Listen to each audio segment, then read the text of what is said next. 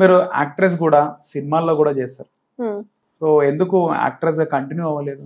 నేను జయ మూవీలో ఒక రోల్ చేశాను, నవదీప్ గారి మూవీ, ఫస్ట్ మూవీ. దాంట్లో అది కూడా నాది కూడా ఫస్ట్ మూవీ. ఒక రోల్ చేశాను. దాని తర్వాత ఇంకో మూవీలో ఒక సాంగ్ చేశాను. అన్ఫార్చునేట్ గా అది రిలీజ్ అవ్వలేదు. దాని తర్వాత నాకు ఫొటోస్ పంపించాక ఒక మూవీ నుంచి ఆడిషన్ కి పిలిచారు. సో నేను మమ్మీ వైజాగ్ నుంచి హైదరాబాద్కి వచ్చాము. వచ్చాక డైరెక్టర్ గారు అక్కడ కూర్చుని ఉన్నారు. కూర్చుని ఉండి, అమ్మ కొంచెం టాప్ తీయమ్మా, నీ టాప్ ఓపెన్ చెయ్యి అన్నారు.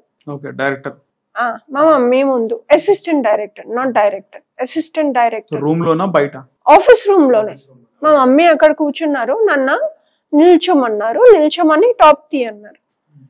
సో నేను అన్నాను, అదేంటి అలా అడుగుతున్నారు సార్, మీరు నా యాక్టింగ్ చూడాలి కదా, మీరు కెమెరా పెట్టండి, డైలాగ్స్ ఇవ్వండి, నేను ఏదో చేస్తాను, మీకు నచ్చితే అప్పుడు నా టాలెంట్ బట్టి మీరు నన్ను పెట్టుకోండి. ఇప్పుడు బట్టలు తీస్తేనే ఫిగర్ అనిపిస్తుందని అయితే ఫోటోలు ఎందుకు, పోర్ట్ఫోలియో ఎందుకు పెడతారు? అది కాదు కదా, మీరు టాలెంట్ చూసి ఒక అమ్మాయిని తీసుకోవాలి మూవీస్ లో. సో ఆ రోజు నాకు అనిపించింది అనమాట, ఇలాంటివి ఈ ఇండస్ట్రీలో జరుగుతూనే ఉంటాయి. నేను ఈ మూవీ ఇండస్ట్రీలో ఉండలేను, నా వల్ల కాదు. ఏ మూవీ అది? నాకు గుర్తులేదు. రీసెంట్ చాలా రోజులైంది. చాలా రోజులైంది, నాకు గుర్తులేదు. హీరో ఎవ్వరు లేరు, ఇద్దరు ఉన్నారు. ఒకడు అసిస్టెంట్ డైరెక్టర్ అన్నారు అంతే. ఇంకొకడిని టీ తేడానికి పంపించాడు. ఆయన అనుకోలేదేమో నేను మమ్మీతో వస్తానని. ఆయనకి సిగ్గు లేదు అప్పటికి, మమ్మీ ఉన్నా అలా మాట్లాడారు. సో వార్నింగ్ ఇచ్చి వెళ్ళిపోయారు. నా వల్ల కాదు, సారీ సార్, ఇంకెవరినైనా చూసుకోండి, ఇలాంటి దాంట్లో మీరు నా టాలెంట్ చూసి తీసుకుంటే యూ మోస్ట్ వెల్కమ్, నాకు ఫోన్ చేయండి, ఇలాంటివి అయితే నా వల్ల కాదు.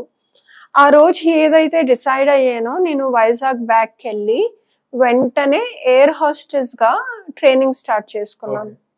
చేసి నేను సౌదీ అరేబియన్ ఎయిర్లైన్స్ లో ఒక ఫ్యూ ఇయర్స్ చేశాను, ఇండిగోలో ఒక ఫ్యూ ఇయర్స్ చేశాను, ట్రూజెట్ లో ఫ్యూ ఇయర్స్ చేశాను.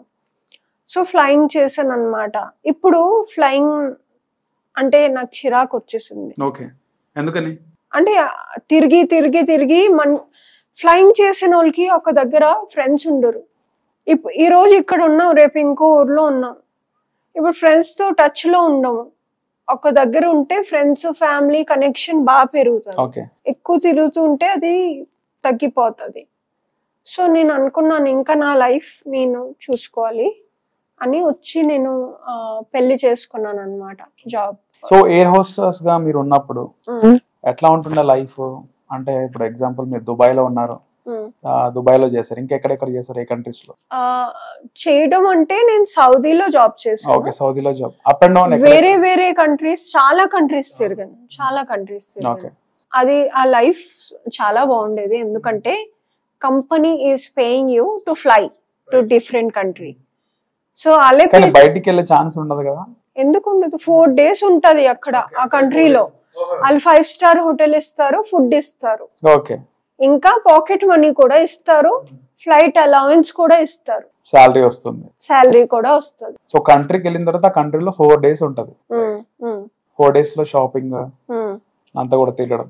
కానీ మీతో పాటు మీ ఫ్రెండ్స్ ఉంటుండేనా ఫ్లైట్స్ లో? ఫ్లైట్ లో ఎంత మంది ఎయిర్ హోస్టెస్? నేను చాలా పెద్ద పెద్ద ఫ్లైట్స్ ఆపరేట్ చేశాను అనమాట. Air bus 330, Boeing 747. సో ఒక్కొక్క ఎయిర్ క్రాఫ్ట్ లో minimum 12 crew to maximum 18-20 crew. So పెద్ద గ్యాంగ్ ఉండేది మాకు. మంచిగా ఎంజాయ్ చేస్తుండే.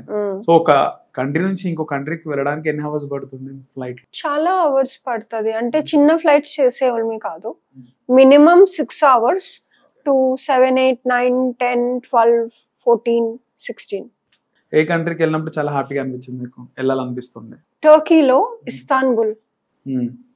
ఎంత బ్యూటిఫుల్ గా ఉంటదంటే గ్రీన్ ఉంటది, వాటర్ ఉంటది. కానీ జస్ట్ ఒక ప్రాబ్లం ఏంటంటే అక్కడ మనుషులకి అందరికి ఇంగ్లీష్ రాదు.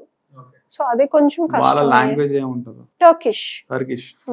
అంటే మీరందరూ కూడా ఎయిర్ హాస్టెస్ అంతా ఒక దగ్గర ఉండేసి ఆ, మీరు షాపింగ్ ఇవన్నీ చేస్తుంది. అవును. సో ఒక 4 years చేస్తారా? ఒక 6-7 years. ఆ తర్వాత మ్యారేజ్ చేసుకున్నారు. మ్యారేజ్ చేసుకున్నాక కంటిన్యూ చేయలేదు, ఎందుకని? అప్పుడు హస్బెండ్ డే లైఫ్, హౌస్ మీరు అక్కడ ట్రావెల్ చేస్తుంటే ఈయన ఇక్కడ ఎవరితో ఉంటారు కదా? ఏమో నాకు అనిపించింది అంటే చిన్నప్పటి నుంచి మా మమ్మీ నాకు చెప్పారనమాట, ఒకసారి పెళ్ళయ్యాక అమ్మాయికి హస్బెండే ముఖ్యం. అది కరెక్ట్ కదా, మన సొసైటీలో అంతే కదా. సో దాన్నే మైండ్లో పెట్టుకొని ఓకే నా హస్బెండ్తోనే ఉండాలి, నేను జాబ్ మానేసి హౌస్ వైఫ్ అయిపోయి లావ్ అయిపోయి ఆంటీ లాగా బట్టలు ఉతకడం, వంటలు చేయడం, ఇల్లు నీట్గా ఉంచడం. సో అప్పుడు నేను నన్ను మర్చిపోయాను అనమాట.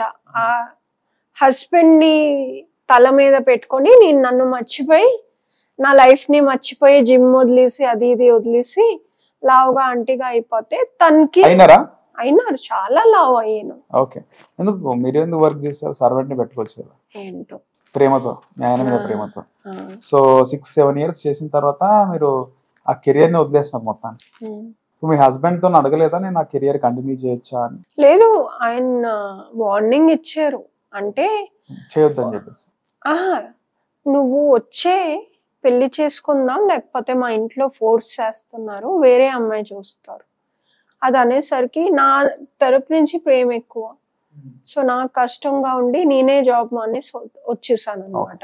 చాలా మందికి డ్రీమ్ కదా ఎయిర్ హోస్టెస్ కావాలని, చాలా మంది అమ్మాయిలు. అవును. సో చాలా కష్టపడి సంపాదించారు ఆ జాబ్, వదిలేసేటప్పుడు చాలా బాధపడ్డాను. చాలా సార్లు అనిపించేది, అయ్యో నేను ఎక్కడ ఎంత మంచిగా ఎన్ని డబ్బులు సంపాదించేదాన్నా, ఇప్పుడేమో హస్బెండ్ దగ్గర మంత్లీ పాకెట్ మనీ అడుగుతున్నాను. అప్పుడు చాలా బాధగా అనిపించింది. కానీ అంత సాక్రిఫైస్ చేసాక కూడా నా హస్బెండ్ వేరే అమ్మాయితో అఫేర్ పెట్టుకున్నాడు పెళ్ళైన తర్వాత. ఓకే, పెళ్ళైన ఎన్ని రోజులకి? 2.5 years. రైట్, మీకు కిడ్స్ లేరు అనుకుంటా? లేరు. ఓకే. సో అఫేర్ పెట్టుకునేక, అంటే ఇది నా చాలా పర్సనల్ మాట, నేను స్క్రీన్ మీద చెప్తున్నాను. నేను తను అడిగేదాన్ని, నన్ను ఎందుకు నువ్వు టచ్ చేయట్లేదు, నేను బాగోనా? నన్ను టచ్ చేసేవాడు కాదు. ఓకే.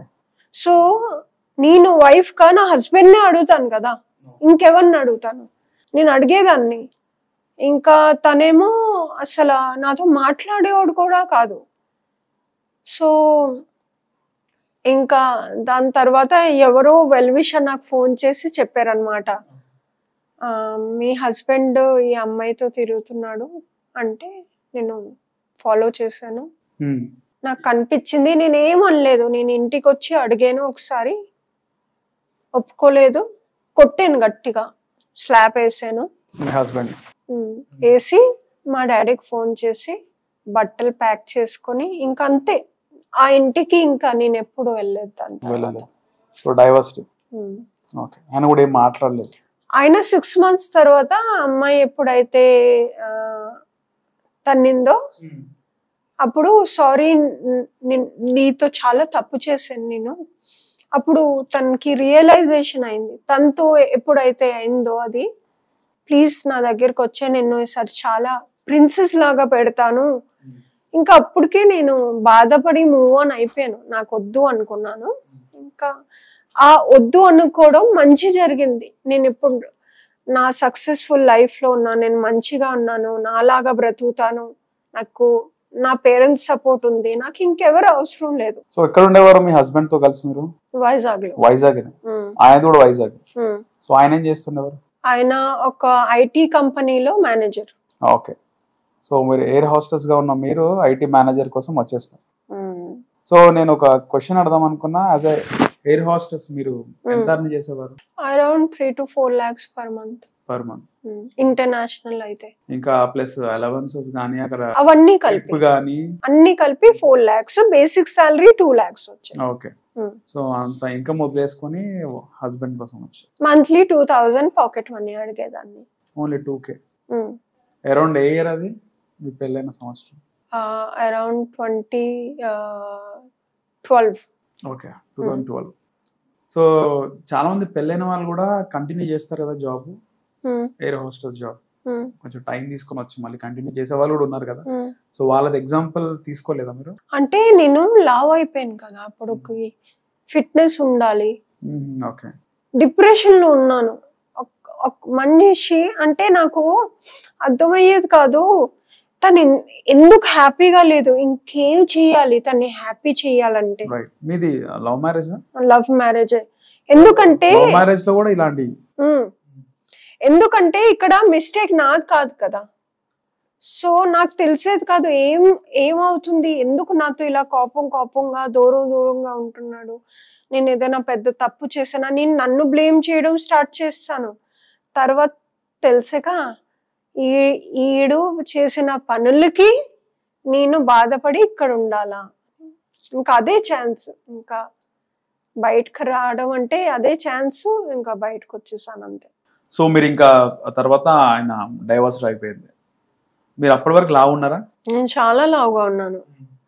డైవోర్స్ అయిన తర్వాత స్టార్ట్ అయ్యాను అనమాట నా జర్నీ, నా సెల్ఫ్ లవ్ జర్నీ. నేను అన్ని రోజులు మీ ప్రేమ అంతా కూడా మీ ఆయన పైన ఉండే. సో మీరు 2015 లో మీరు బయటకు వచ్చేసినారు, తర్వాత డైవర్స్ అయింది. సో బయటకు వచ్చిన తర్వాత మీకు మళ్ళీ కాల్ చేయాలి అనిపించలేదా? చాలా అనిపించింది, కానీ ఆపుకున్నారు. చాలా బాధపడ్డాను, ఆయన నుంచి కాల్ వస్తుంది, చాలా వెయిట్ చేశాను, ప్రే కూడా చేశాను, తన్నే నా దగ్గర తీసుకొచ్చే దేవుడా అని. సో మీది ఎన్ని రోజులు లవ్? 6 years. 6 years లో. సో అంత లవ్ లో ఉన్నారు, లవ్ చూస్తున్నారు, పెళ్ళైన కొద్ది రోజులే కానీ 2 years కే దూరం అయిపోయినారు కదా, ఏమనిపించింది? అంటే ఇప్పుడు మేమిద్దరం చిన్న, అప్పుడు మెచ్యూర్డ్ ఏజ్ కాదు. ఈ మధ్య ఏంటంటే ఒక మెచ్యూర్డ్ రిలేషనే ఉంటది. చిన్నప్పుడు ఏజ్ ఏంటంటే అట్రాక్షన్, కానీ అప్పుడు అంతే అట్రాక్షన్. తను బాగున్నాడు, అమ్మాయి బాగుంది, ఏదో చిన్న స్కూల్ లవ్ స్టోరీస్ ఉంటారు కదా, బాయ్స్ మూవీ లాగా, అంతే, అదే అట్రాక్షన్ అవుతుంది. కొంచెం మెచ్యూరిటీ వచ్చాక ఇంకా మంచి వాళ్ళని ఎతుకుతూ ఉంటారు. మీ ఊహ ఎలా అనిపించింది అంటే అసలు మీకు తెలీదు.